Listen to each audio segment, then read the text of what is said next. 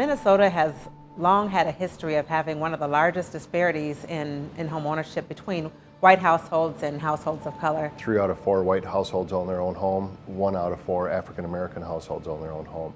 It is further stipulated and agreed by and between the parties thereto for themselves, their heirs, and assigns, as part of the consideration thereof, that the within described premises shall not be sold, mortgaged, or leased to, or occupied by any person or persons other than members of the Caucasian race.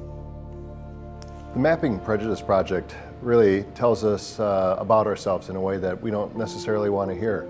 That here in Minnesota we had some of the most racist policies when it came to housing as any other place in the country, and that's an uncomfortable truth for us here.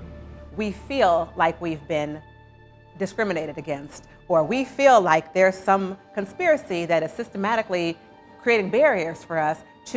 There's absolutely systematic barriers that are in place, and here they are on a map. I think that when you can illuminate these issues through the use of history and through the use of visuals like mapping, it's a really helpful way for people to learn and understand and to grow in their understanding of these issues so that we can begin to correct them. Property part is a big part of a person being able to, handle their quality of life, pass things down to generations, and I think we have a generation of people, African Americans, that, they've been renters, lived in high rises, been put in positions where, kind of a day-to-day thing without acquiring wealth. History repeats itself if people do nothing. And I think at this moment in time we have the opportunity to do differently based on what we know has already been done in the past. At Twin Cities Habitat for Humanity, we've used the Mapping Prejudice project to really outline the focus for our work so that we understand that we have to be as intentional about solving the problem